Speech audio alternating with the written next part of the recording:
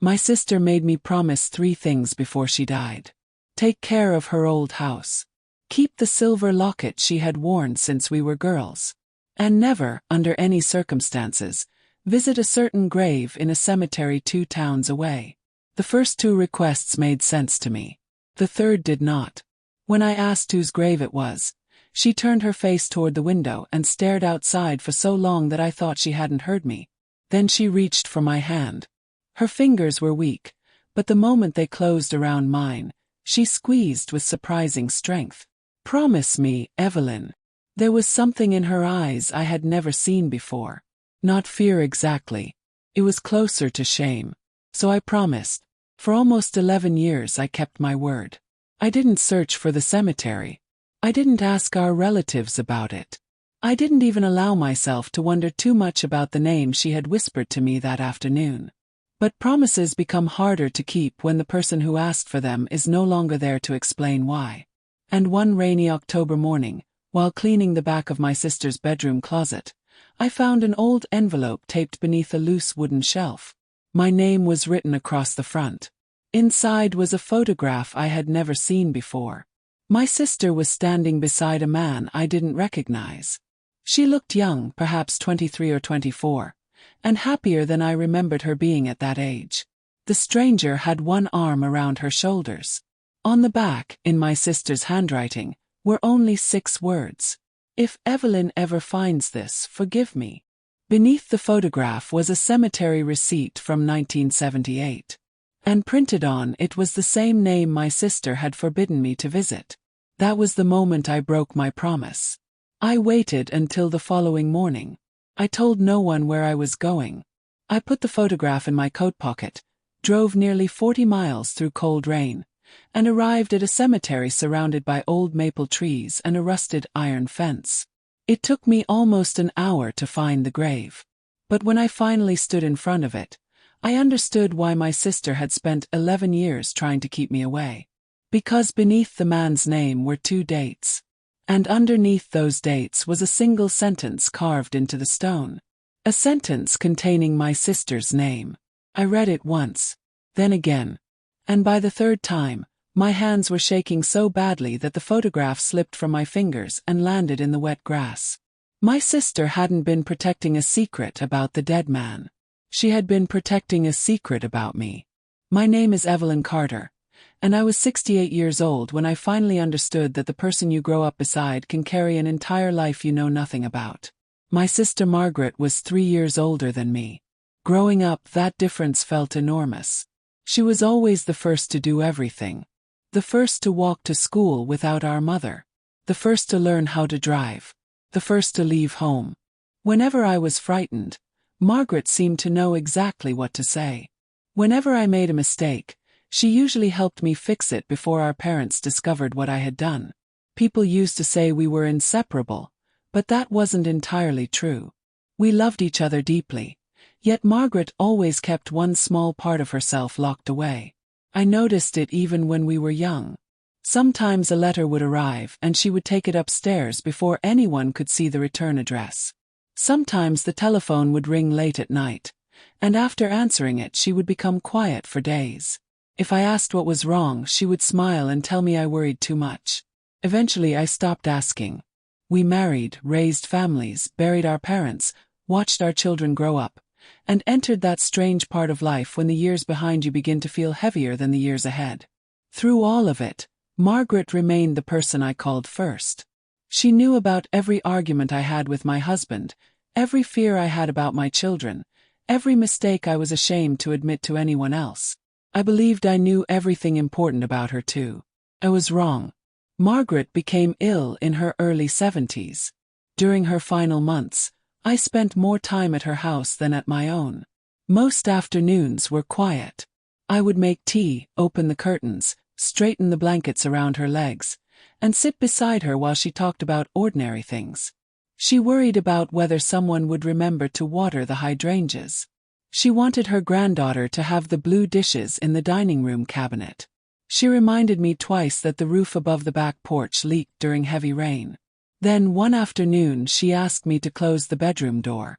Her voice changed immediately. "Evelyn, there's something I need you to promise." I tried to make a joke about her leaving me another piece of furniture I didn't have room for, but Margaret didn't smile. She gave me the name of a cemetery I had never heard of. Then she gave me the name of a man. Thomas Bell. I repeated it, waiting for some explanation. None came. "Never go looking for his grave," she said. "Whatever happens after I'm gone, leave him where he is." Who was Thomas Bell? Margaret looked down at our joined hands. "Someone from a long time ago. Someone you loved." Her expression told me I had come close to something, although I couldn't tell what. She shook her head slowly. "Please don't make me explain it." That hurt more than I admitted. After a lifetime together, my sister was asking me to accept a secret without even knowing what I was promising to protect. Still, she was dying, so I gave her what she wanted. "I promise." Margaret relaxed against her pillow. For a moment, I thought the conversation was finished. Then she whispered something I would remember years later while standing alone in that cemetery. "Some truths don't set families free, Evelyn. Sometimes they only arrive too late to repair what they break." Margaret died 17 days later. For 11 years, Thomas Bell remained nothing more than a name I refused to investigate. Then I found the photograph. And once I saw my sister standing beside that stranger, smiling as though he had once meant everything to her, the promise that had seemed sacred for 11 years suddenly began to feel like a locked door. I wish I could tell you I opened that door because I was brave. I didn't. I opened it because I had finally become more afraid of never knowing the truth than of discovering it. For the first few weeks after finding the photograph, I did nothing. I placed it back inside the envelope, returned the envelope to the drawer beside my bed, and tried to continue with my ordinary life. Every morning I made coffee in the same yellow mug I had used for years. I watered the plants near the kitchen window, checked the mailbox, called my daughter on Sundays, and went grocery shopping every Wednesday afternoon. From the outside nothing had changed. But every night before turning off the lamp, I opened that drawer and looked at the envelope. I never needed to remove the photograph. Knowing it was there was enough. Thomas Bell had become a presence in my house without ever having entered it. What disturbed me most wasn't the man himself. It was Margaret's face in the photograph. I had known every version of my sister, or at least I believed I had. I remembered Margaret at 17, impatient to leave our little town. I remembered her wedding day, standing beneath the church steps while our mother cried.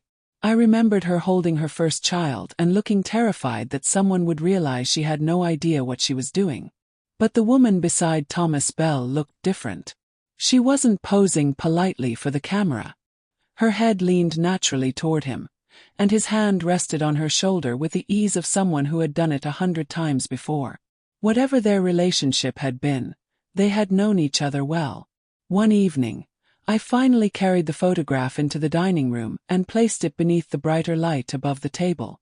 I used an old magnifying glass that had belonged to my husband and studied every corner. Behind Margaret and Thomas stood a white building with a narrow porch. A sign hung above the entrance, but most of the lettering was blurred. I could make out only 2 words. Laikane. Thomas wore a work shirt with the sleeves rolled above his elbows. Margaret wore a pale summer dress I vaguely remembered. Then I noticed something that made me sit back in my chair. Around Margaret's neck was the silver locket she had asked me to keep. I went upstairs immediately. The locket was inside a small wooden box in my dresser. Margaret had worn it for as long as I could remember, and after her death I had never opened it.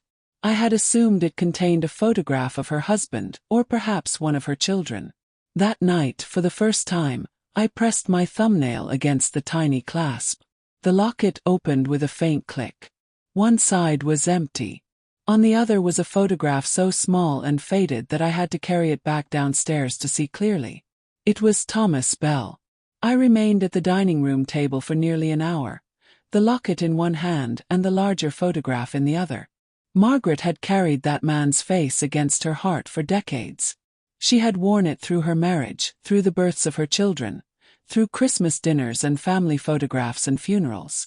I had probably seen that silver chain around her neck thousands of times without ever wondering what was inside.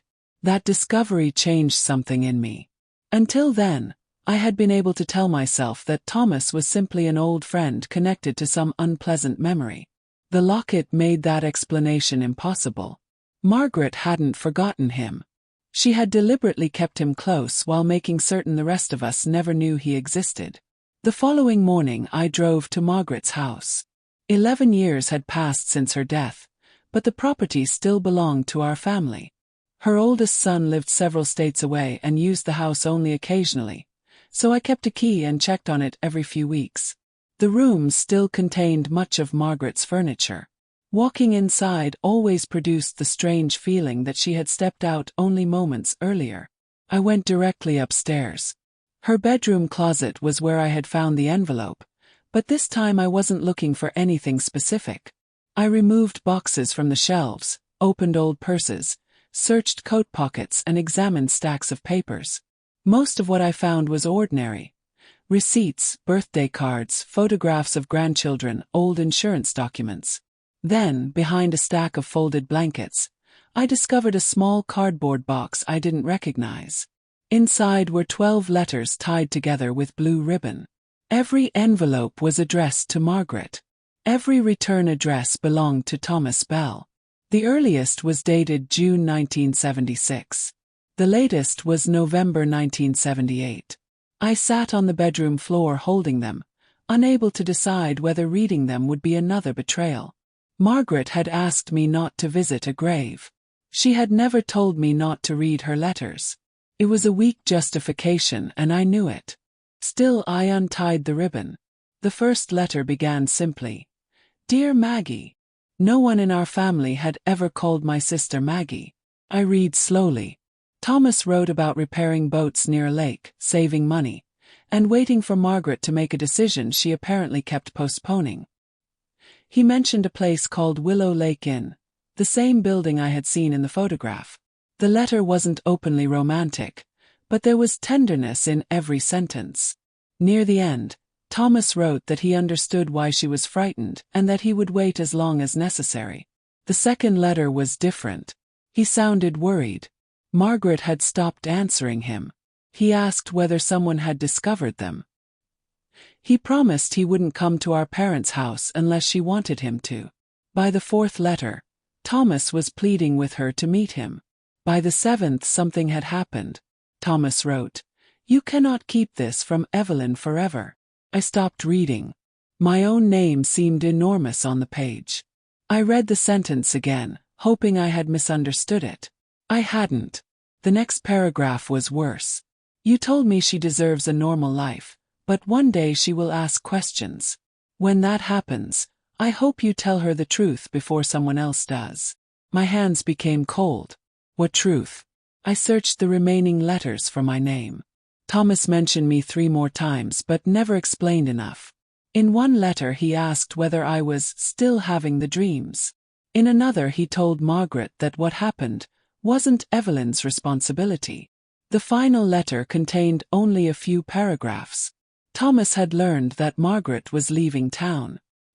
He asked her to meet him once more. Then came the sentence that stayed with me. "If you choose silence, Maggie, I will respect it. But silence doesn't erase what happened that summer." I folded the letter and placed it beside me. That summer. Which summer? I looked at the date. November 3, 1978. Suddenly, I remembered something I hadn't thought about in decades. In the summer of 1978, when I was 20 years old, I had spent almost 6 weeks away from home. At least, that was what my family had always told me. According to my parents and Margaret, I had been staying with our aunt after becoming sick during a family trip. I remembered pieces of that period. White curtains, medicine on a bedside table, Margaret sitting beside me in the darkness, but very little else. There had always been a blank space in my memory surrounding those weeks. And now, 48 years later, a dead man named Thomas Bell was telling me from an old letter that something had happened during that same summer. Something Margaret believed I should never know. Memory is a strange thing. We like to imagine our past as a long road behind us, every mile connected to the next. But mine had always contained a missing bridge. Before the summer of 1978, I could remember almost everything. I remembered working mornings at a small bakery, saving money for community college, arguing with my mother because she thought I stayed out too late, and borrowing Margaret's clothes without permission. I remembered June clearly. I remembered the beginning of July. Then came several weeks that existed only through what other people had told me. By September, my memories returned. I was home again, thinner than before, tired all the time, and strangely unwilling to ask what had happened. For decades, I accepted the explanation my family gave me. I had become seriously ill while traveling with Margaret. Our Aunt Helen had taken care of me while I recovered. The medication and fever had supposedly blurred my memory.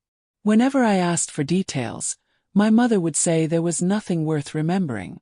Margaret would change the subject. Eventually I stopped asking. At 20, there were too many things ahead of me to spend much time worrying about 6 missing weeks behind me. But sitting on Margaret's bedroom floor with Thomas Bell's letters spread around me, that old explanation suddenly seemed fragile. I tried to remember Aunt Helen's house. She had lived in Ohio then, in a narrow brick home beside a railroad line. I had visited her many times as a child. Yet none of the scattered images I associated with that missing summer belonged there. The room in my memory had pale wooden walls, not wallpaper. At night I could hear insects and water. There was a porch outside the window. Somewhere nearby, a screen door slammed again and again. Water. I grabbed the photograph of Margaret and Thomas. Willow Lake Inn. For the first time I wondered whether I had ever been there too. I searched Margaret's house until evening. In the bottom drawer of an old desk downstairs, I found a road atlas from 1977. Several pages were marked in pencil.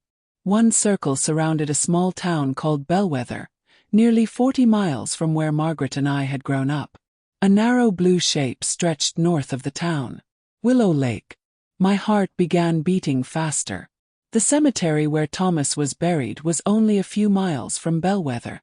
I sat at Margaret's desk staring at the map. Everything seemed to be pulling me toward the same place. The photograph, the letters, the cemetery receipt, the fragments of memory I had ignored for most of my life. Still, I wasn't ready to visit the grave. Not yet. Instead, I decided to find out whether Willow Lake Inn still existed. The next morning I drove to Bellwether. The town was smaller than I expected, little more than 2 streets of old storefronts surrounding a courthouse square. I parked near a diner and walked inside. A bell rang above the door. Behind the counter stood a woman about my age pouring coffee for 2 men in work clothes. I ordered tea and asked casually whether she knew anything about Willow Lake Inn. Her hand stopped above the cup. "That's an old name," she said. I told her my sister had once stayed there. The woman studied my face for a moment. "What's your sister's name?" "Margaret Carter." The change in her expression was slight, but I saw it. She knew the name. Before I could ask another question, one of the men at the counter turned toward me. "You're Evelyn." It wasn't a question. I felt the room become very quiet. "I'm sorry. Do I know you?" The man was perhaps 75, with white hair and a deeply lined face. He stared at me as if he had seen someone return from the dead. "No," he said slowly. "But I knew Thomas." That was the first time I heard Thomas Bell's name spoken aloud by someone other than my sister. The man introduced himself as Daniel Mercer. He and Thomas had worked together repairing boats at Willow Lake during the 70s. When I showed him the photograph, Daniel didn't hesitate. "That's Tom." Then he pointed to Margaret. "And Maggie." Again that name. Maggie. I asked how well he had known them. Daniel looked toward the woman behind the counter before answering. "Well enough to know they were planning to leave together." I couldn't hide my surprise. Margaret had already been engaged to the man she eventually married during part of that period. At least that was what our family history said. Daniel told me Thomas had been quiet, hardworking, and completely devoted to Margaret. They met at Willow Lake in 1976. For nearly 2 years they kept their relationship secret because our parents disapproved of Thomas's family. His father had been arrested years earlier, and in a town like ours, a family name could become a sentence passed from one generation to the next. Tom didn't care what people thought, Daniel said. Your sister did. I asked what happened in 1978. Daniel's face tightened. That's something you should have heard from Margaret. Margaret is dead. He lowered his eyes. So is Tom. I placed one of the letters on the counter. He wrote about me. Daniel didn't touch it. When he looked at me again, whatever uncertainty he had felt seemed to disappear. You really don't remember. Those words frightened me more than anything else he could have said. Remember what? Daniel leaned back and exhaled slowly. Then he asked me a question that made the fragments inside my head shift into an entirely different shape. Evelyn, do you remember the night you fell into Willow Lake? For a moment I couldn't answer. An image flashed through my mind. Dark water. A woman's voice shouting my name. A light moving somewhere above me. Then nothing. I gripped the edge of the counter. Daniel stood as if he thought I might faint. You were there, he said quietly. That summer you weren't staying with your aunt. You were at Willow Lake. Why? He looked toward the window. Margaret brought you. And Thomas. Daniel's answer came almost as a whisper. Thomas was the one who pulled you out. The memory returned so suddenly that I closed my eyes. Hands beneath my arms. Someone carrying me. A man's voice telling me to stay awake. I had heard that voice before. I just hadn't remembered where. When I opened my eyes, Daniel was still watching me. What happened after that? Yes. He hesitated. Then he said, that's the part nobody in this town ever agreed on. I asked what he meant. Daniel looked down at the old photograph between us. Because 3 nights after Thomas saved your life, another man disappeared. Cold sensation moved through me. Who? Daniel didn't answer immediately. When he finally did, the name meant nothing to me. But what he said next did. The police believed Thomas Bell was responsible. Margaret knew he wasn't. How could she know? Daniel raised his eyes to mine. Because she told them she was with Thomas that night. I felt a brief wave of relief. Then Daniel continued. But years later, Tom told me Margaret had lied. The diner seemed to disappear around me. If she wasn't with Thomas, I asked, where was she? Daniel stared at me for several seconds. According to Tom. He paused. She was with you. I left the diner with more questions than I had brought into it. Daniel offered to give me his telephone number, but I told him I needed time. The truth was that I needed distance. I had arrived in Bellwether expecting to learn something about Margaret's secret relationship. Instead, I had discovered that I had been part of the secret myself. I drove out of town slowly, but when I reached the intersection that would have taken me home, I didn't turn. A weathered road sign pointed north toward Willow Lake. Before I could talk myself out of it, I followed it. The road narrowed as it climbed through thick woods. After several miles, houses disappeared almost completely. I began recognizing things I had no reason to recognize. A stone wall beside the road. A sharp bend near a wooden bridge. A field that opened suddenly between the trees. None of them produced complete memories. Only sensations, a familiarity so strong that I knew Daniel had been telling the truth. I had traveled that road before. Willow Lake appeared between the trees like a sheet of gray glass.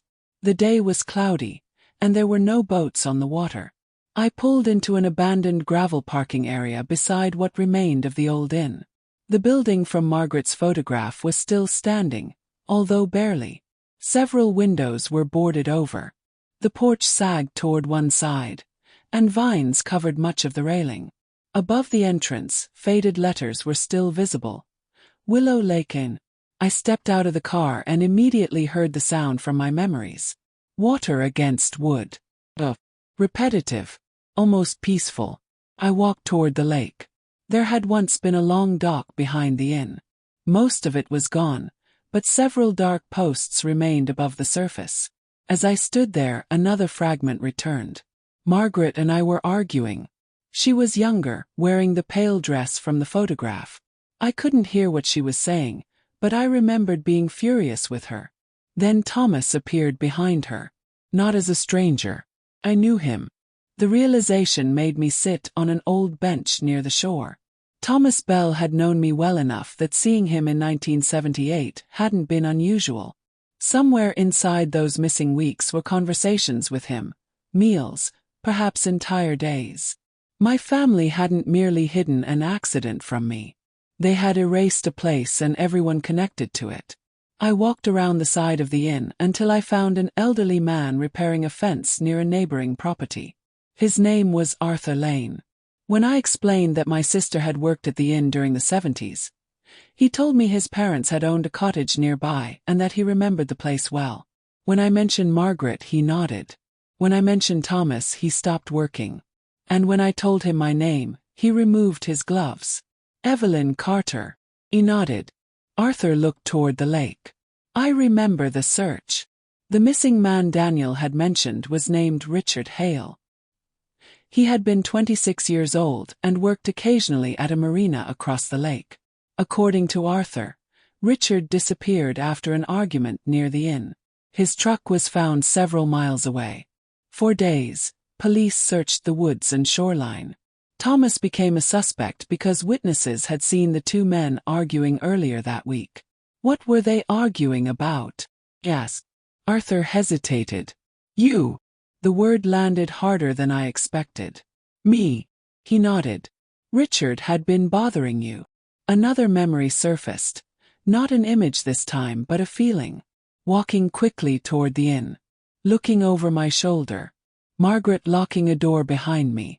Arthur told me Thomas had confronted Richard and ordered him to stay away from me. Several people witnessed it.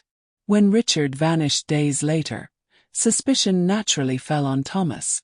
Margaret provided Thomas with an alibi, claiming they had spent the evening together. But she lied, I said. Arthur looked surprised. Who told you that? Thomas did. Years later. I didn't explain how I knew. Arthur stared at the lake for a while before saying something I hadn't expected. Maybe Margaret wasn't protecting Thomas. What do you mean? Maybe she was protecting whoever was really with her. Me. I suddenly remembered Daniel's words. Margaret was with you. I asked Arthur whether Richard Hale had ever been found. No. Nothing. Not that I ever heard. I looked toward the water. Arthur seemed to understand what I was thinking. They searched the lake, he said. More than once. That should have reassured me. Didn't. Before leaving, I walked behind the inn one final time. Near the edge of the property was a small stone path almost completely swallowed by weeds. Without knowing why, I followed it into the trees. After perhaps 50 yards, I reached the remains of a tiny cabin. The roof had collapsed, but part of the doorway remained. My breathing changed immediately. I knew this place. I stepped closer. A memory came back with such force that I stopped walking. I was inside that cabin. Margaret was crying. My clothes were wet. There was mud on my hands. And someone was pounding on the door. I could hear Margaret telling me not to answer. Then a man's voice came from outside. Not Thomas. Richard. I closed my eyes and tried to hold on to the memory, but it disappeared almost as quickly as it had arrived. When I opened them, I noticed something carved into the surviving wooden frame beside the doorway. 2 initials. MC. Margaret Carter. Beneath them were 2 more. To be. Thomas Bell. And beneath those, carved much more roughly, was a date. July 18, 1978. I took out my phone and photographed it. That night, back home, I opened the box containing Margaret's letters again. I searched through every envelope until I found one dated July 20, 1978, 2 days after the date carved into the cabin. It was from Thomas. The letter was shorter than the others. Most of it concerned Margaret's plan to leave Willow Lake. But near the bottom was a paragraph I had somehow overlooked. I read it 3 times. Thomas wrote, I know what Evelyn saw. I also know what she believes happened. Those are not necessarily the same thing. I lowered the letter. Then I noticed something else. The envelope contained a second sheet folded behind the first. It wasn't addressed to Margaret. At the top, Thomas had written my name, Evelyn. And beneath it, "If Margaret ever decides you're ready, she can give you this." My sister never had. So nearly half a century later, I unfolded the letter Thomas Bell had written directly to me and began to read. The letter was only 2 pages long, but I held it for several minutes before reading beyond the first line. Thomas had written my name nearly half a century earlier, expecting that one day Margaret might decide I was ready to know what had happened at Willow Lake. She never made that decision. She carried the letter through marriages, children, funerals, and old age, then died without giving it to me. Whatever Thomas had wanted to tell me, Margaret had spent the rest of her life making sure I never heard it. His handwriting was surprisingly neat. He began by saying that if I was reading the letter, Margaret had finally told me about the night near the cabin. He didn't blame her for waiting. According to Thomas, I had been confused and frightened after the accident in the lake, and everyone around me believed that forcing me to remember would make things worse. Then he wrote something that made me stop. "You didn't cause what happened to Richard Hale." I whispered the sentence aloud. Thomas continued. He said Richard had followed me into the woods after dark. Margaret had gone looking for me. There had been an argument near the cabin, but Thomas deliberately avoided describing the end of it. Instead, he wrote that I had seen only part of what happened and that the missing part mattered more than anything I remembered. I turned the page. Thomas said Margaret had made him promise not to speak to the police about my presence, because our parents were already preparing to take me away from Willow Lake. They feared scandal. They feared questions. Most of all, they feared that Richard's family would accuse me of being involved in his disappearance. Thomas agreed to remain silent because he believed Margaret would eventually tell me the truth herself. Then came the sentence that changed everything again. "If Maggie still cannot tell you, find Samuel Hale. He knows why Richard never came back." Samuel Hale. The name was new to me. Thomas provided no address, only that Samuel was Richard's younger brother and had left Bellwether shortly after the investigation. At the bottom of the second page, Thomas added one final paragraph. He wrote that Margaret had saved me from something far worse than a family scandal, but that her protection had eventually become a prison of its own. "She loves you," he wrote. "That is why she is afraid of what you will remember." I spent the next 2 days searching through Margaret's papers for Samuel's name. Nothing. Then I called Daniel Mercer. The moment I mentioned Samuel Hale, he became quiet. He remembered him well. Samuel had been 17 when Richard disappeared. Unlike his older brother, Samuel was shy and rarely caused trouble. Their father had moved the family away less than a year after Richard vanished. "Do you know where Samuel went?" Daniel thought for a moment. "Last I heard, somewhere near Fairmont." That was almost 90 miles away. I could have stopped. In fact, I tried to. I told myself that I had already broken enough promises. Margaret had wanted the past buried, and perhaps there was wisdom in that. But every answer I found had revealed another piece of my own life that had been taken from me. I wasn't investigating Margaret anymore.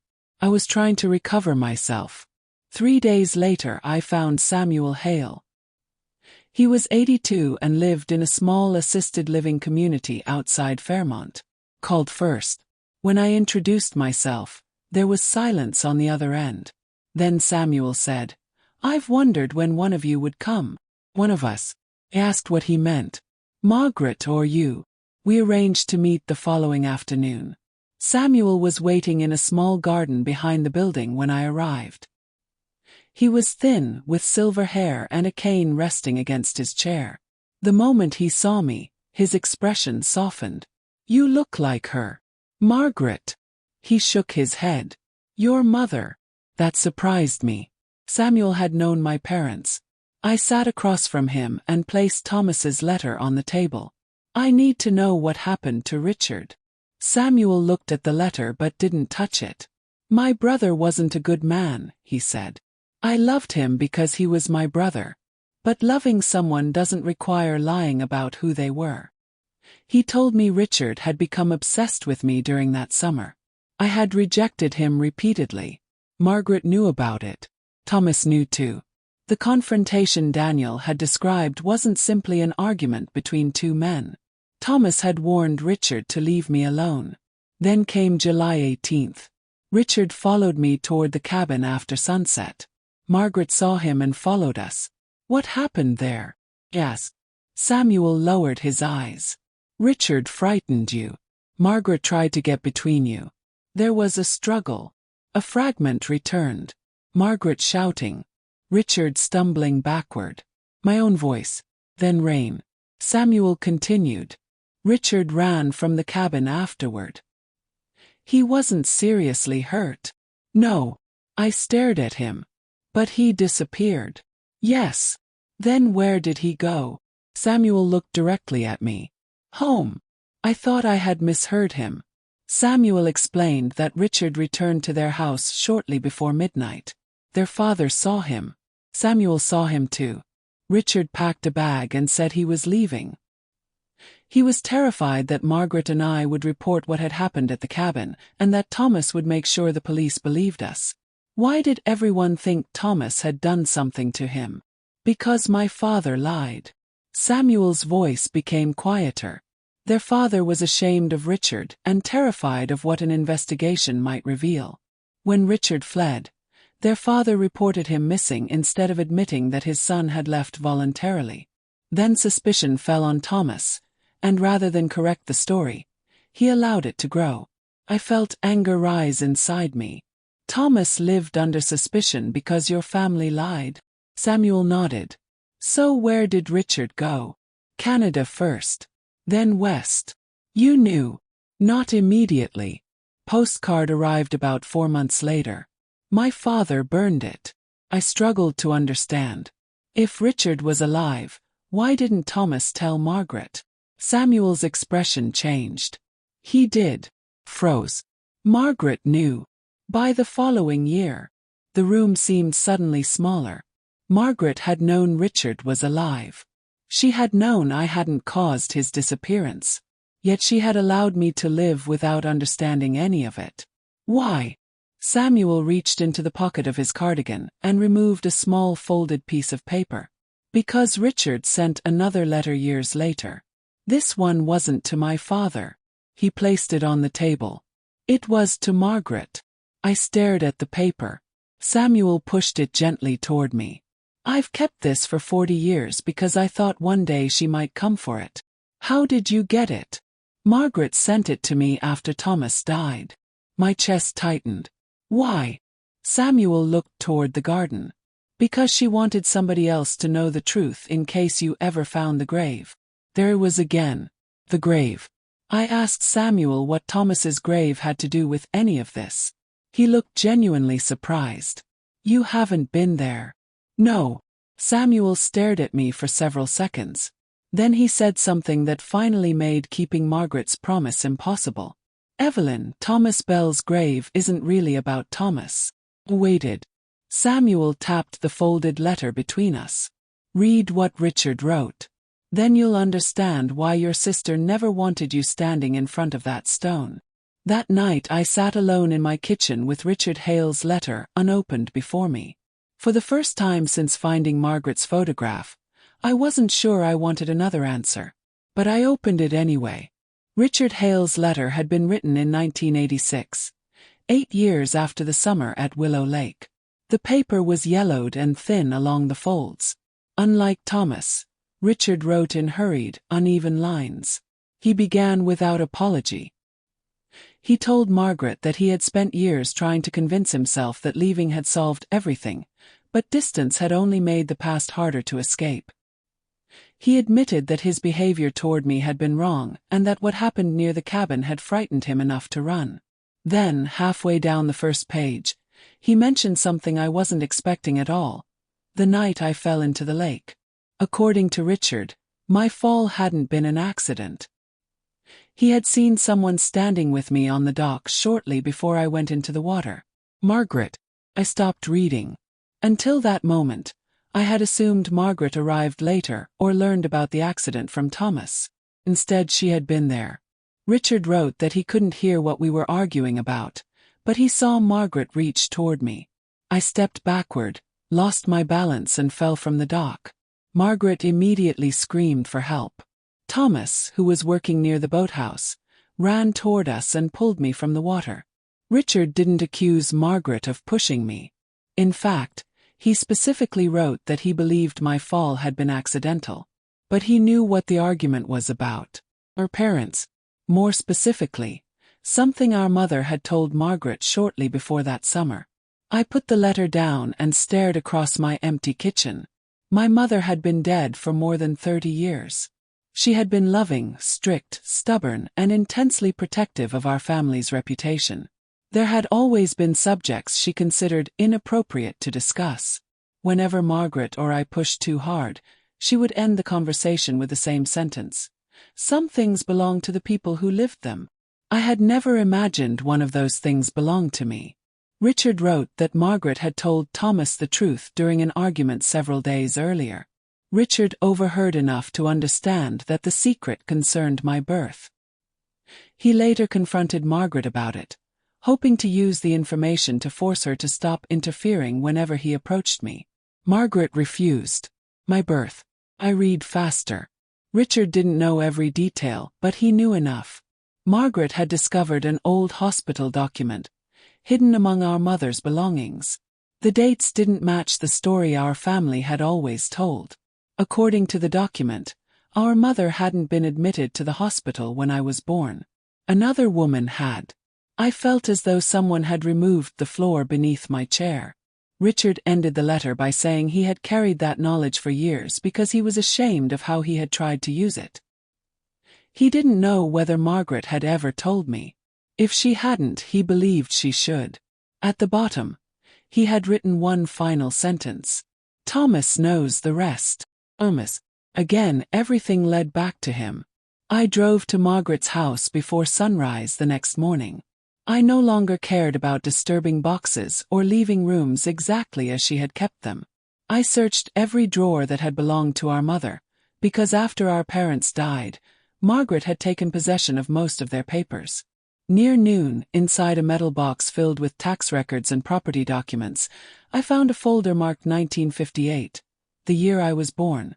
My birth certificate was there. Nothing looked unusual. Our mother and father were listed exactly as they always had been. But behind it was another document. Hospital discharge form. The patient's name was Eleanor Bell. My hands began trembling. I read the name again. Eleanor Bell. There was no reason that surname should have been among our family's papers unless she was connected to Thomas. Called Daniel immediately. Who was Eleanor Bell? He didn't answer at first. Daniel. Thomas's sister. I sat down. The silence between us lasted several seconds. Was she alive in 1958? Yes. Did she have a baby? Another silence. Then Daniel asked me where I was. Told him. Don't drive anywhere, he said. I'll come to you. Daniel arrived 2 hours later. He looked older than he had in the diner, as though he had spent the drive deciding how much truth he could carry into Margaret's house.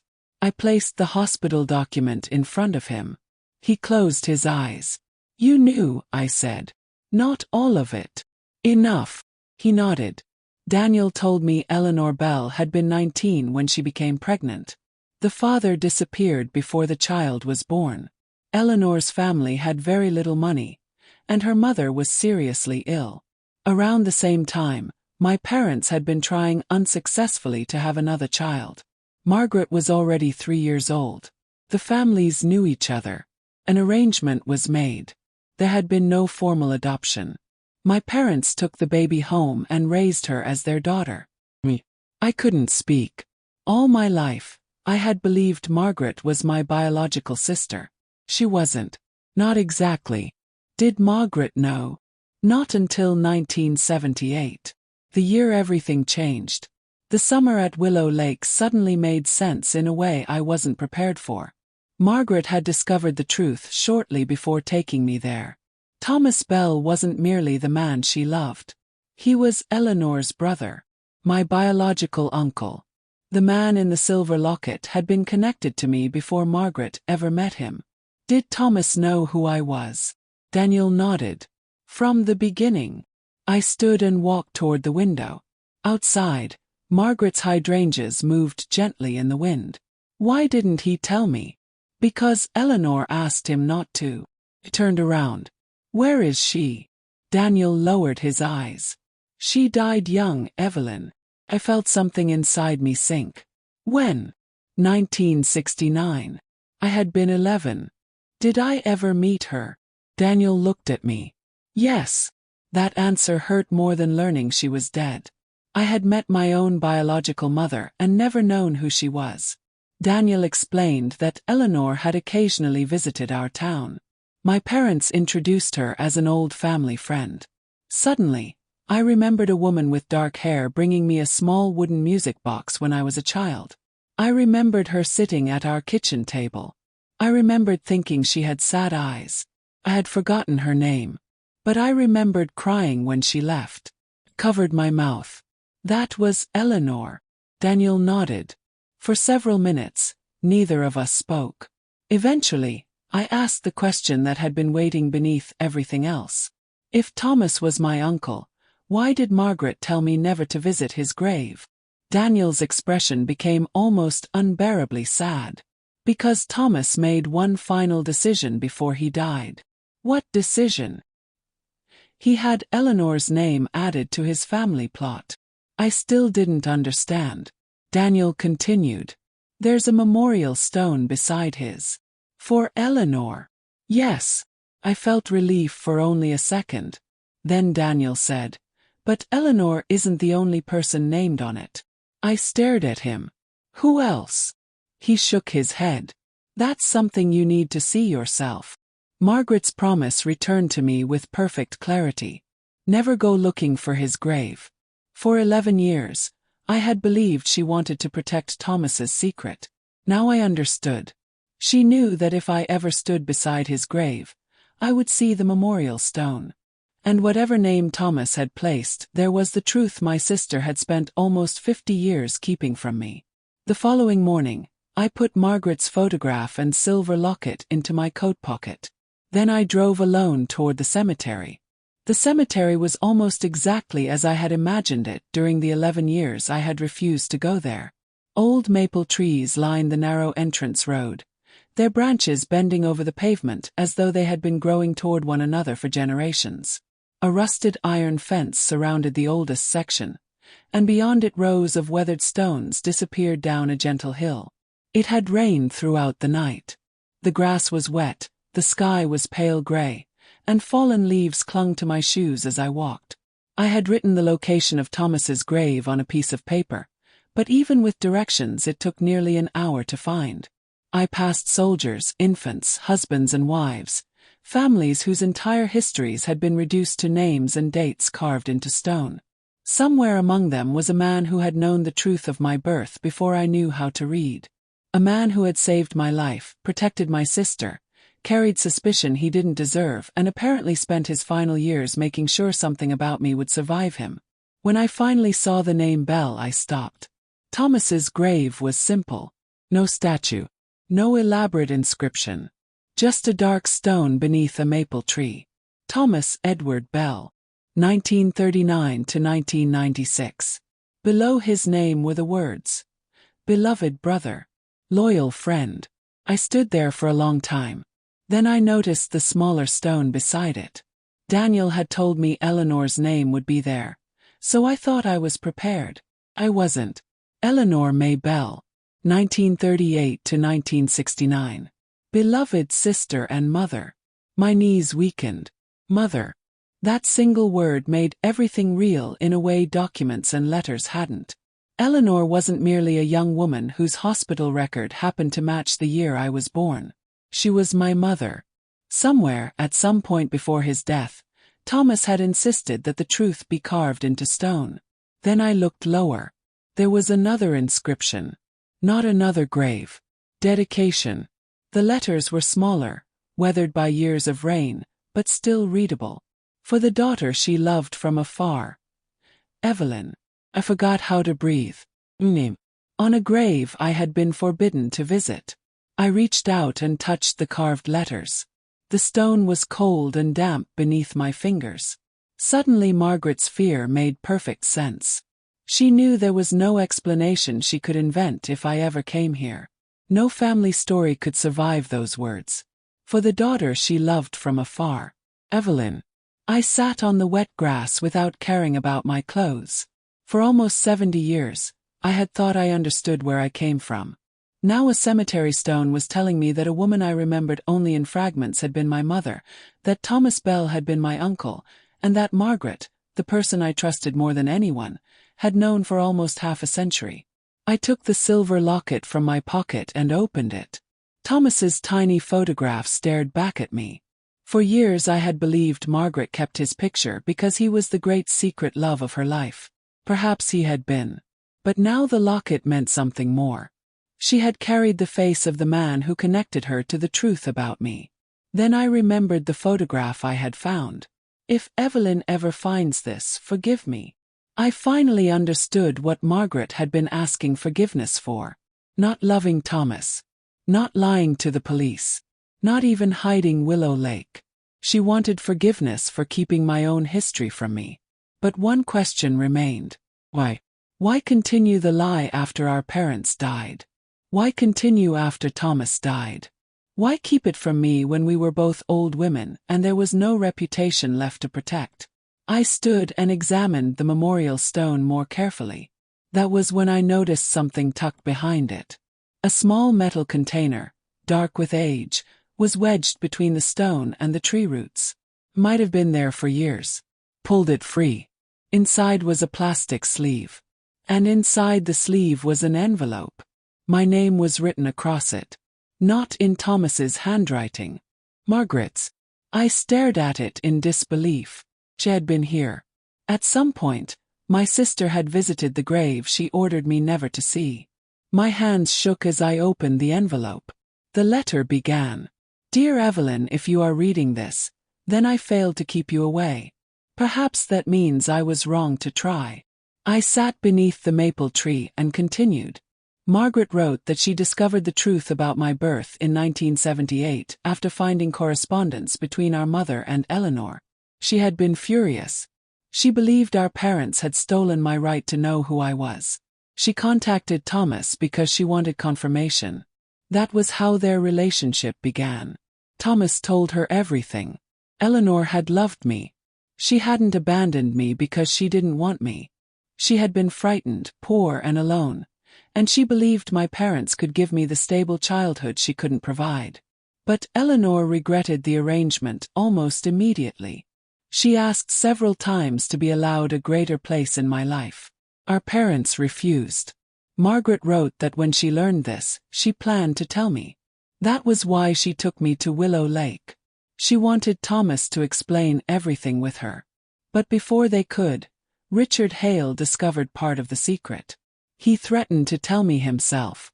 The arguments began. Then came my fall into the lake, the confrontation near the cabin and the confusion that followed. Afterward our parents arrived. They begged Margaret not to tell me anything while I was recovering. Margaret agreed temporarily. Temporary became permanent. But there was another reason. The letter continued. After the accident, you woke one night and asked me whether the woman with the music box was your mother. Stop. The woman with the music box. Eleanor. Margaret wrote that I had apparently remembered more than anyone realized. I told her I remembered Eleanor visiting when I was little. I remembered overhearing our parents arguing about her. I remembered Eleanor crying in our kitchen. Then I asked Margaret whether our parents had lied to me my entire life. Margaret told me no. She looked directly at me and lied. That was the moment she regretted for the rest of her life. Once she had done it, every passing year made correcting it harder. Margaret married. I married. Our parents aged. Children were born. Thomas eventually moved away. The truth became buried beneath ordinary life. Then Eleanor's memorial was placed beside Thomas's grave after his death. Margaret knew my name was there. She visited once. And she left the letter I was now holding. At the bottom of the final page, she wrote, "I told myself I was protecting you. 4 years that made it easier to live with what I had done. But protection without choice becomes another kind of harm. You deserved to know Eleanor. You deserved to know Thomas. And you deserved to decide what their truth meant to you." My eyes filled with tears. Then came her final lines. "If you hate me for this, I understand. But please believe one thing. You were never unwanted. Not by the parents who raised you. Not by Eleanor. Not by Thomas. And never by me." I lowered the letter. For years I had imagined that whatever waited at Thomas Bell's grave would destroy the memory of my sister. Instead, sitting beneath that maple tree, I understood something more complicated. Margaret had loved me deeply. And Margaret had failed me deeply. Both things could be true. I placed my hand against Eleanor's name. For the first time in my life I said the word aloud. "Mother." The cemetery remained silent. But somewhere inside me, a story that had been interrupted almost 70 years earlier had finally begun again. I brought Margaret's letter home, but for several days I couldn't bring myself to put it away. I left it on the dining room table beside Eleanor's hospital document, Thomas's photograph, and the silver locket. Every morning I walked past those objects and felt as though I were looking at pieces of someone else's family. Then I would see my own name in Margaret's handwriting and remember that the stranger in the story was me. What stayed with me most wasn't the revelation itself. It was the memory of Eleanor, the woman with the music box. Once I allowed myself to think about her, small details began returning. She smelled faintly of lavender soap. She wore a dark green coat one winter when she visited our house. She had a habit of rubbing her thumb against the side of her index finger when she was nervous. I remembered sitting beside her on our porch while she asked what books I liked. I remembered her watching me run across the yard and then turning away when she realized I had noticed. I had interpreted those moments through the eyes of a child. Eleanor had been simply one of the adults who occasionally passed through our home. Now every memory meant something different. I began searching Margaret's photographs again. This time I wasn't looking for Thomas. I was looking for Eleanor. Took 3 days. At the bottom of a box filled with pictures from the early 1960s, I found a small black and white photograph of our family standing beside a Christmas tree. My father was behind us. My mother had one hand on Margaret's shoulder. I was about 5 years old. And at the edge of the photograph stood Eleanor. She wasn't looking at the camera. She was looking at me. I sat on Margaret's bedroom floor and cried. Not because I suddenly remembered some perfect lost relationship. I didn't. Eleanor remained mostly a collection of fragments. I cried because I finally understood her expression. She had been standing only a few feet from her daughter while pretending to be nothing more than a family friend. The next morning I called Samuel Hale again. I asked whether he knew anything about Eleanor. "Only what Thomas told me," he said. That was enough. Samuel explained that after giving me to my parents, Eleanor struggled with the decision for years. She wrote letters she never sent. Thomas kept several of them after she died. "Where are they?" Samuel was quiet. Margaret had them. My heart sank. I had searched nearly every inch of Margaret's house. Then Samuel said, "Thomas kept them in a blue tin." I knew exactly where it was. 4 years, a blue metal tin had sat on the highest shelf of Margaret's linen closet. I had seen it dozens of times. I assumed it contained sewing supplies because Margaret kept buttons and thread nearby. I drove to her house immediately. The tin was still there. Inside were 23 letters. None had stamps. None had envelopes. Each began the same way. "My darling Evelyn." I didn't read them all that day. Couldn't. The first was written shortly after my first birthday. Eleanor wondered whether I had started walking. She wrote that she had seen me from across the street in my mother's arms, but hadn't approached because she had promised not to interfere. Another was written when I was 7. Eleanor had heard from Thomas that I loved reading. She wanted to send me books but feared my parents would refuse them. Then I found one dated 3 weeks before her death. The handwriting was weaker. She wrote that she hoped one day someone would tell me who she was. She didn't ask me to forgive her. She didn't try to justify the decision. She simply wanted me to know that giving me away had never meant forgetting me. I pressed the page against my chest. For nearly 70 years, I had lived without knowing those letters existed. Yet they had been only a few miles away. That realization brought anger. Real anger. Not only toward my parents but toward Margaret. She had possessed these letters. She had read them. She knew Eleanor had spent years writing to me. And still she chose silence. For the first time since visiting the cemetery, I wasn't ready to forgive my sister. I walked through Margaret's house remembering all the opportunities she had had to tell me. The nights we stayed awake after our mother died. The long conversations after our father was buried. The years after our husbands were gone when there was no one left whose reputation needed protecting. She could have told me then. She didn't. Love didn't erase that. I gathered Eleanor's letters and took them home. Over the next week, I read one every evening. Slowly, Eleanor became more than the woman with the music box. She became funny, impatient, curious, and occasionally stubborn. She loved old movies. She hated thunderstorms. She wanted to travel west and see the mountains. She worried constantly about money. In one letter she admitted that she sometimes walked past my school simply because seeing me through the fence made the day easier.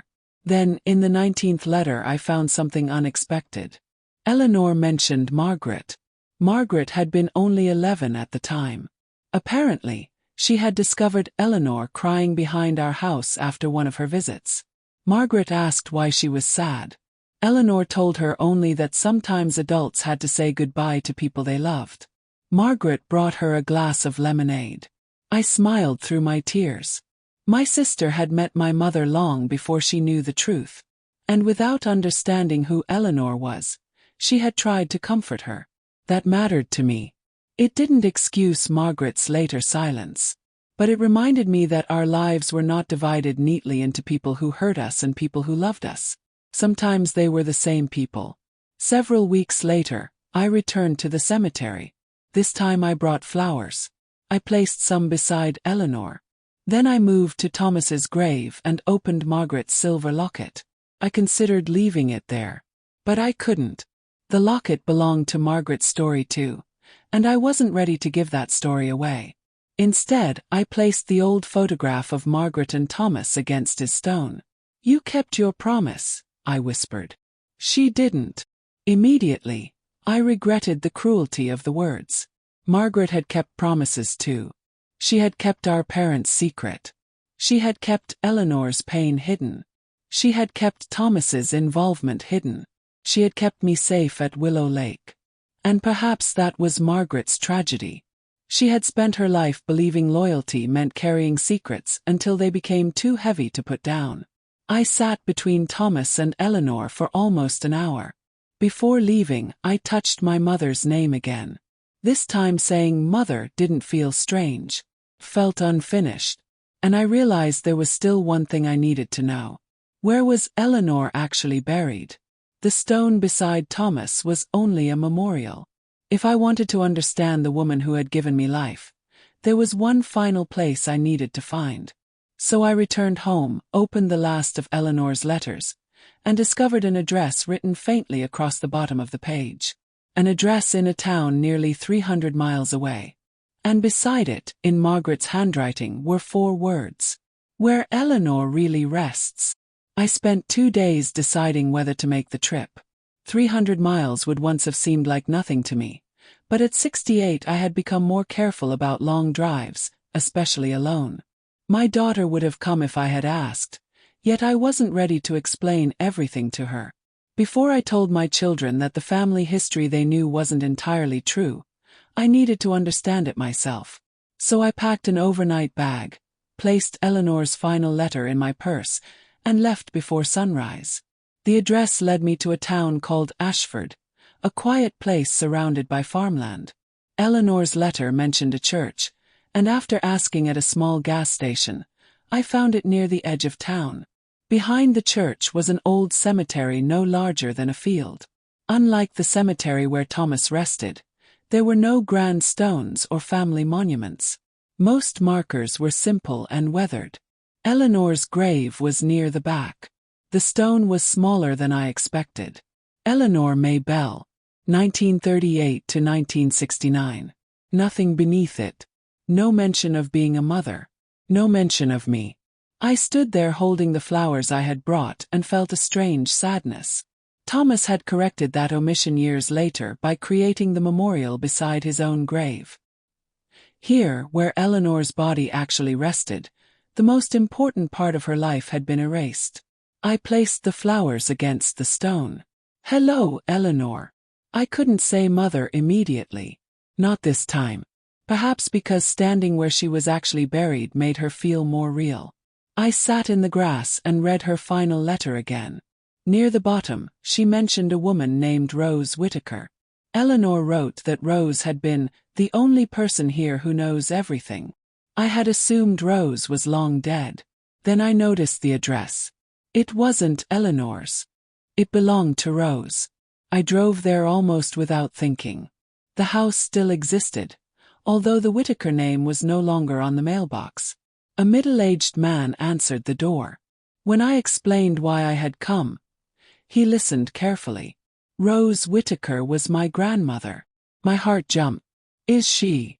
She died 12 years ago. I tried not to show my disappointment. Then he added, but she left boxes of letters and photographs. My mother couldn't bring herself to throw them away. His name was Michael. When I showed him Eleanor's photograph, he recognized her immediately. I've seen her before. He invited me inside. We spent nearly an hour going through old boxes in a spare bedroom. Most contained photographs of people I didn't know. Then Michael found a small album with Rose, 1960s written on the cover. Eleanor appeared on the 4th page. She was sitting on a picnic blanket, laughing. I had never seen her laugh before. Every photograph I had found in our family showed Eleanor looking restrained, almost uncomfortable. Here she seemed completely different. Young, alive, free. Michael carefully removed the photograph and handed it to me. You should have this. I hesitated. It's your family's photograph. He smiled. I think it belongs to yours too. That simple kindness nearly broke me. Then we found another picture. Eleanor stood beside a little girl. Me. I was perhaps 8. We were holding hands. I stared at it for so long that Michael finally asked whether I was all right. I don't remember this. On the back, Rose had written, Eleanor and Evelyn, May 1967. 2 years before Eleanor died. I had spent days grieving the relationship I believed I had never been allowed to have. But there it was. Proof that at least once, someone had allowed us to be together without pretending. Slowly, a memory returned. Park. A red blanket. A woman pushing me on a swing. I remembered asking why she always looked sad when she said goodbye. I couldn't remember her answer. Michael continued searching. At the bottom of the box was an envelope addressed to Rose. Inside were several pages written by Eleanor only months before her death. The letter explained why she had moved to Ashford. She had decided to stop visiting me. Not because my parents demanded it. Because she believed the visits were beginning to confuse me. I'd started asking questions. Why did Eleanor know my birthday? Why did she keep photographs of me? Why did she cry whenever she left? Eleanor feared that if I discovered the truth as a child, my parents might cut off all contact permanently. So she stepped away. Reading those words changed something inside me. For weeks I had imagined Eleanor as powerless, a young woman whose child had been taken from her by circumstances and stronger personalities. That was partly true. But she had also made choices. Painful ones. Imperfect ones. Just like Margaret. Just like my parents. And perhaps one day just like me. Before leaving Ashford, I returned to Eleanor's grave. This time I brought the photograph Michael had given me. I sat beside the stone and studied the image of the two of us holding hands. Then I finally said it. Hello, Mother. There was no dramatic feeling afterward. No sudden sense that every missing piece of my life had fallen into place. There was only quiet. And strangely, quiet was enough. I told her about my children. I told her about my grandchildren. I told her that Margaret had kept her letters. I even told her I was angry. Then I thanked her for writing to me even when she believed I would never read a single word. Before leaving, I touched the stone. I know who you are now. On the drive home, I realized I had been thinking about that sentence incorrectly. I knew who Eleanor was. But now I had to decide what knowing her meant for everyone still alive. My children believed Margaret had been their biological aunt. My grandchildren believed the Carter family was entirely their bloodline. I could preserve that story exactly as Margaret had. No one would ever need to know. For the first time, I understood how tempting silence could be. You tell yourself you're protecting people. You tell yourself the truth is old. You tell yourself nothing can be changed. Then 1 year becomes 10. 10 becomes 40. And eventually the secret stops belonging to you, but you keep guarding it anyway. When I arrived home, I placed Eleanor's photograph beside Margaret's on the dining room table. 2 women. 2 different kinds of love. 2 different kinds of silence. Then I called my daughter. Can you come over tomorrow? Yes. Of course. Is everything okay? I looked at the photographs. Yes, I said. But there's something about our family I should have told you a long time ago. The moment I said those words, I understood Margaret more than I wanted to. But unlike my sister, I wasn't going to wait another year. My daughter arrived the following afternoon carrying a paper bag from the bakery near her house. She had always done that when she thought something might be wrong. She walked into my kitchen, placed the bag on the counter and looked at the photographs spread across the dining room table. Mom, what's going on? I asked her to sit down.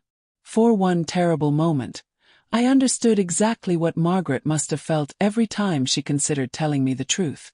There is a strange power in knowing something that will change another person's understanding of the past.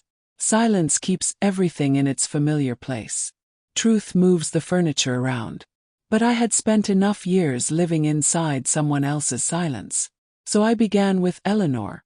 I told my daughter about the hospital document, Thomas Bell, Willow Lake, the letters and the memorial stone. I told her that the grandparents I had loved were still my parents in every way that had shaped my childhood, but they weren't the people who had given me life. My daughter listened without interrupting. When I finished, she stared at Eleanor's photograph. So this woman is my biological grandmother? Yes. She picked up the photograph of Eleanor and me holding hands. And you knew her? I knew her without knowing who she was. My daughter covered her mouth for a moment. Then she asked the question I had been expecting. Why didn't Aunt Margaret tell you? I looked at my sister's photograph. At first because our parents asked her not to. Later because she was afraid. After enough years passed, I think she convinced herself that silence was kinder. Was it? No. The answer came more easily than I expected. No, it wasn't. My daughter reached across the table and took my hand. That was when I cried. Not because she rejected the truth. Because she didn't. For weeks I had carried the fear that revealing Eleanor would somehow damage the family I already had. Instead, my daughter simply made room for another person in our story. We spent the rest of the afternoon reading Eleanor's letters together. Sometimes my daughter laughed. Sometimes she became quiet. When she reached the letter in which Eleanor wondered whether I had started walking, she wiped her eyes and said, "She really loved you." Yes. It was the first time I answered that question without hesitation. Later, my daughter asked whether I regretted going to Thomas's grave. I thought about Margaret's final request. For 11 years I had honored it because I believed keeping a promise to the dead was a form of loyalty. No, I said. Even after everything you found. Especially after everything I found. Breaking Margaret's promise hadn't destroyed my family. It had made my family larger. There was Eleanor now. A history I had never been allowed to claim. And there was still Margaret. Complicated, imperfect Margaret. My sister by upbringing if not by blood. My daughter asked whether that changed how I thought about her. I looked at the photograph of us as children. Margaret was standing behind me with both hands on my shoulders. No. Then I corrected myself. Yes. But not in the way you mean. Learning we didn't share biological parents didn't make Margaret less my sister. If anything, it made some of her choices more meaningful. She had protected me at Willow Lake not because blood demanded it, but because love did. She had also lied to me because she believed love gave her the right to decide what I could handle. That was the mistake. Before my daughter left, she asked whether she could photograph Eleanor's picture. I told her she could have a copy. She smiled. I want the kids to know what she looked like. The kids. My grandchildren. Just like that, Eleanor had moved forward another generation. A woman who had once been forced to stand at the edge of family photographs was finally being invited into them. After my daughter left, I returned the letters to the blue tin. But I didn't put the tin back in a closet. I placed it on the bookshelf in my living room. Nothing hidden.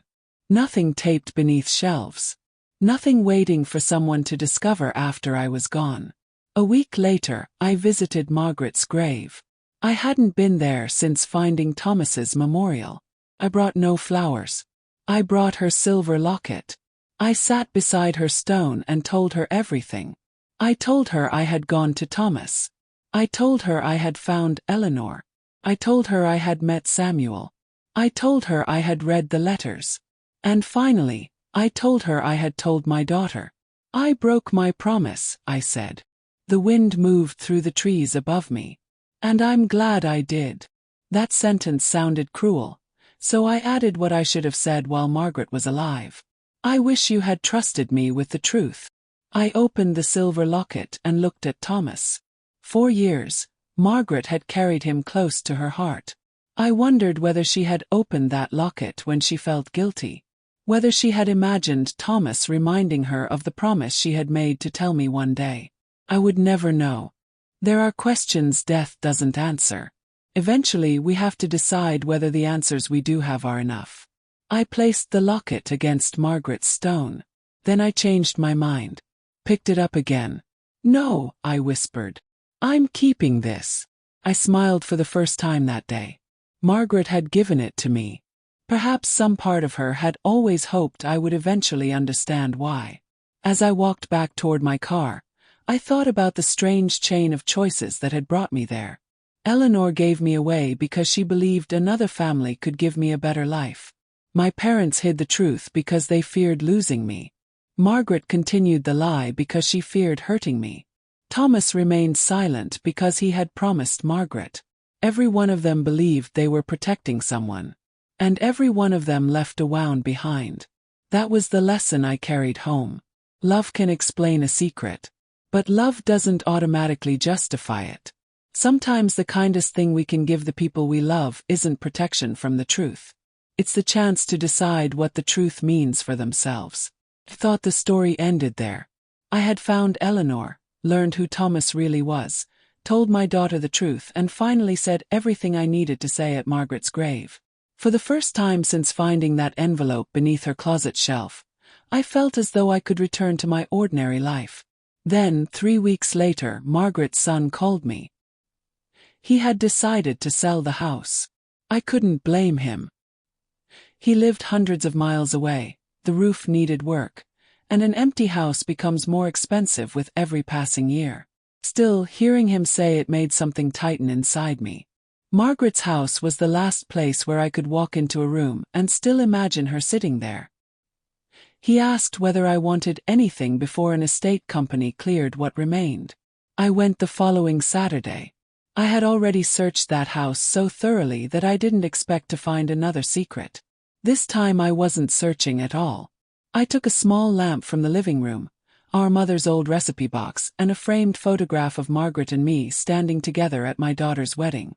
Then, as I was preparing to leave, I noticed a book on the shelf beside her bed. It was an old collection of poems. I recognized it immediately. I had given it to Margaret for her 70th birthday. A folded piece of paper protruded from the back. Open the book. The paper wasn't another confession. It was a list. At the top, Margaret had written, "Things Evelyn should have someday." Below were ordinary objects.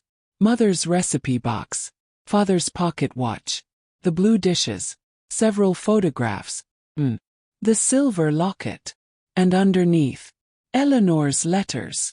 I sat on the edge of Margaret's bed. She had intended for me to receive them. Perhaps not while she was alive. Perhaps not even immediately after her death. But someday. That one word changed how I understood the envelope hidden in the closet.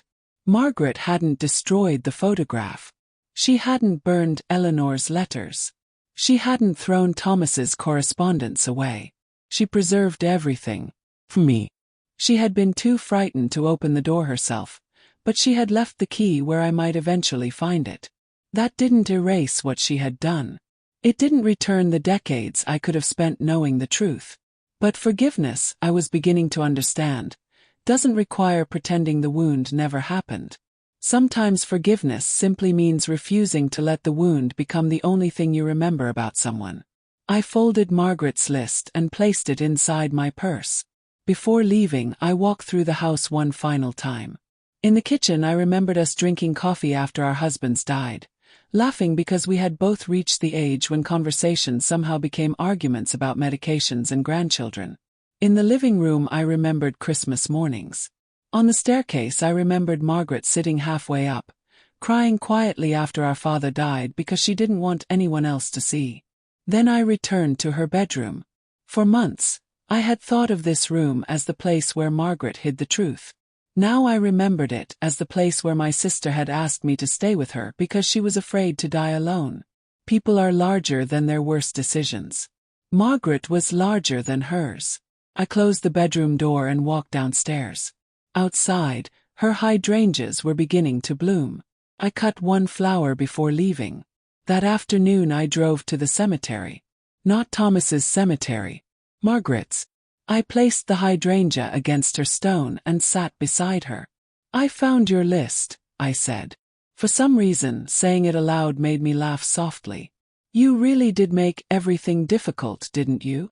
I imagined the expression she would have given me. Then I took the silver locket from my pocket. I had begun wearing it occasionally. Not because Thomas was my sister's secret. Because he was my uncle. Because Eleanor was my mother. Because Margaret was my sister. One small object now connected all three of them. I closed my hand around it. "I forgive you," I said. The words didn't feel dramatic. They felt quiet, true, and long overdue. When I stood to leave, I looked at Margaret's name one last time.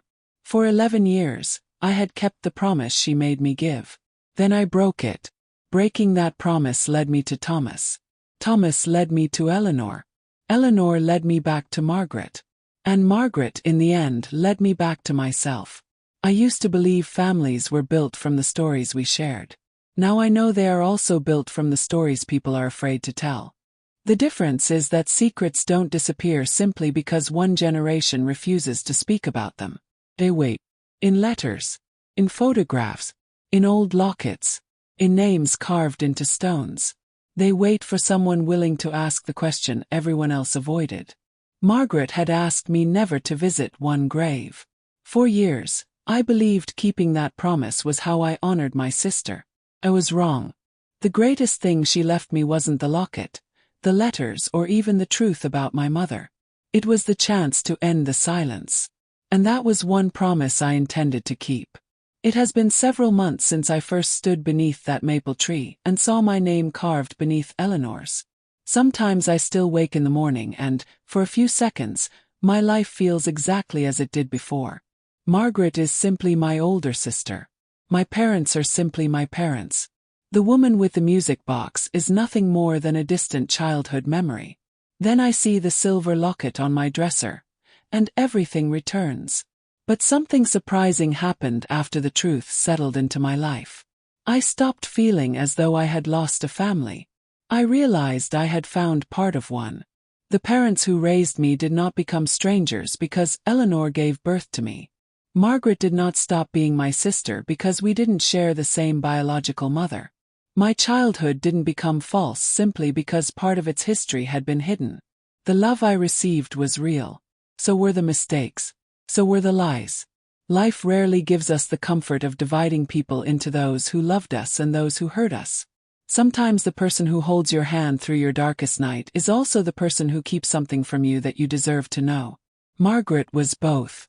For a while, I thought forgiveness meant deciding she had been right. She wasn't. I should have been told. Eleanor's letters belonged to me. Thomas's connection to me belonged to me. Even the painful memories of Willow Lake belonged to me.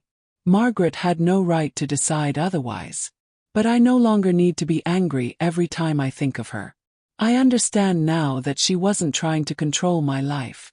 She was frightened that the truth would damage it. And every year she waited made telling me more difficult than the year before. That is how many family secrets survive. Not through cruelty, through fear, through embarrassment, through people waiting for the perfect moment until there are no moments left. My daughter helped me make copies of Eleanor's letters. We placed them in a new box along with photographs of Thomas, Margaret, my parents, and the picture of Eleanor holding my hand in 1967. I wrote down everything I could remember about Willow Lake and everything Samuel and Daniel told me. My grandchildren may not understand all of it now. Someday they will. And when that day comes, they won't have to search beneath shelves or travel to forgotten cemeteries to learn where they came from. The story will be waiting for them openly. Last Sunday, I returned once more to Thomas's grave. The weather was completely different from my first visit. There was no rain. Sunlight passed through the maple branches, and the cemetery didn't seem frightening anymore. I cleaned a few leaves from Eleanor's memorial. Then I sat between their stones. I thought about the frightened young woman who gave away her baby, the brother who kept her secret, the sister who inherited it, and the old woman who finally uncovered it. 4 lives connected by one decision made almost 70 years earlier. Before leaving, I touched Eleanor's name. Then Thomas's. "Thank you," I whispered. I wasn't thanking them for the secret. I was thanking them for leaving enough behind for me to find my way through it. As I walked toward my car, I passed dozens of graves I had seen on my first visit. This time I didn't wonder what terrible secrets might be buried beneath them. I wondered about the stories. The loves nobody remembered. The mistakes nobody understood. The names that meant everything to someone once. Perhaps that is why Margaret's warning had frightened me for so long. I thought a grave contained an ending. But the grave she asked me never to visit became a beginning. My name was carved there because Eleanor had loved me. Margaret wanted to keep me from seeing it because she loved me too. One woman believed letting me go would protect me. Another believed keeping the truth from me would do the same. Both were wrong about what I needed.